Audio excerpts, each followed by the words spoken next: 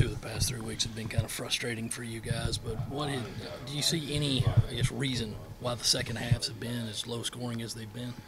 Nah, I really don't, honestly. I mean, I guess other teams are just doing a good job of adjusting at halftime. I mean, that's the only thing I could really say about it.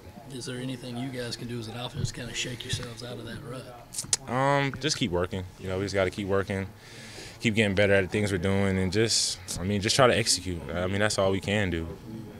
So you get some shout out from Randy Moss last night? Yeah, I saw it. It's pretty cool, you get a shout out from Randy Moss and all those guys on Monday Night Football.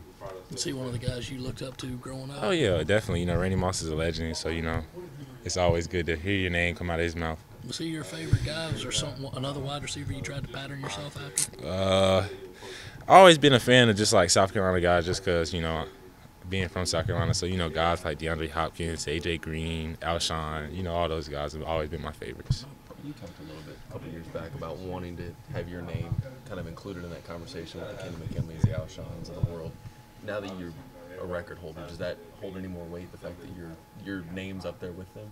I mean, I always held myself to that standard. I felt like that's what I wanted to be when I stepped on campus, and I feel like I did a great job of working towards it. So, it's obviously an honor just to have your name up there, and I feel like I deserve it. I work for it. Did anyone reach out? I always talked to Alshon, but not too many guys reached out yet. They'll probably reach out sometime soon, though. Is it catches or yards that gets your name up there on the stadium? I don't know. I'm trying to get all 3 though, so. Do you know when that might happen? I'm not sure. I'm taking it one game at a time. I can't try to look too far ahead. Just take advantage of every ball that comes to me and try to make the most of it. When you've got a quarterback like Ryan who's kind of working through a little bit of that nagging knee injury, does that put a little more on your shoulders? Or is there a little extra stuff you kind of have to do to kind of support him and keep him up? Or? Nah, I mean, well, like I said, when I get the ball in my hands, I'm trying to do everything I can to make a play. So, good ball, bad ball, Ryan's hurt, not good, or whatever. I'm still trying to do the same thing every time I go on the field. Is it tough at all going through practice when kind of both your starting and your backup quarterback are kind of nursing sort of nagging stuff?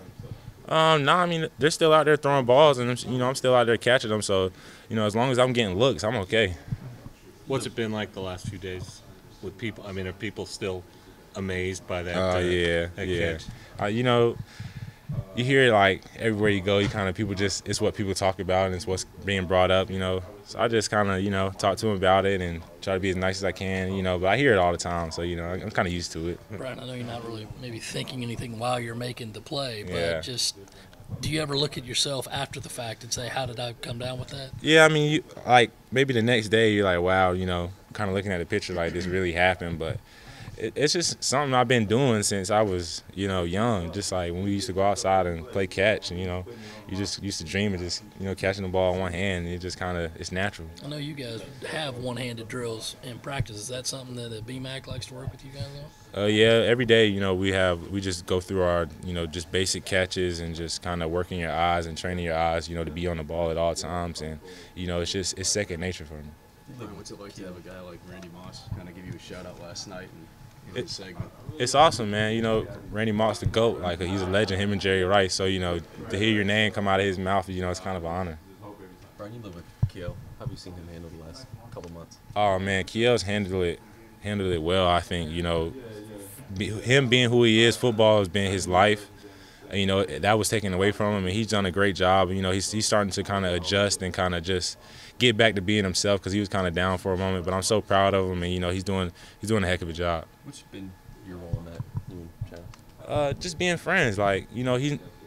We're close, man. All 3 of us are so close. We do everything together. We're together every day. So just being there for him and know he got a brother in his corner that I'll do anything for him, anything he needs, and he knows that. So he's got all the support he needs.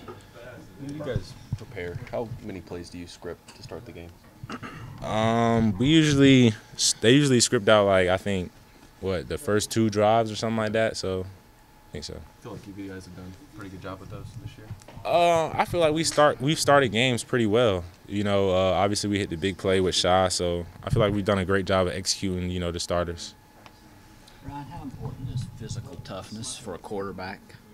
I think that's a big thing. Just because you have to stand in there and kind of take some shots sometimes and deliver some balls, and that's just something you have to do. Nobody really cares about, how you're getting hit and what's going on. All they care about is if you're completing passes. And, Ryan does a great job of that. He never complains. He gets up, he dusts himself off, and he keeps going. And to see that out of a true freshman, that's special. How much does that trait endear him to you guys? I mean, I've always had so much respect for Ryan just because of the way he handles himself around here. Even when things get tough, he doesn't feel sorry for himself. When he does something bad or he makes a bad play, he accepts it. He tells the guys, like, it's on me and I got to do better. And, he always takes full responsibility to everything. So, just seeing that out of a quarterback, that's he's beyond his years. I know you don't see many of the hits he takes during the game. Oh, no, I see him, replays and things like that. Like, I see him, and he's standing in there like a trooper, man, and I'm proud of him. Have there been one or two where you thought, I don't know, because he's got the one where he got his helmet smashed on the flag was one that looked pretty. I took in a couple hits, so I know what it feels like. So, obviously you got to feel for the kid. Bryan, what's the attitude at practice these past couple of days? Or is there any frustration or anything like that among the guys? Yeah, I mean, anytime you're losing, like it's not fun.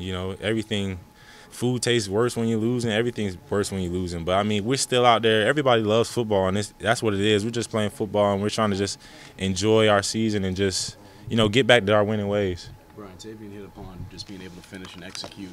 Is it as simple as those two things, or is there anything else you guys can think of? No, I think it's just that simple. You just got to execute, and, we know it's going to be tough, and we know it's going to not go our way all the time, but we got to respond the right way and just keep fighting.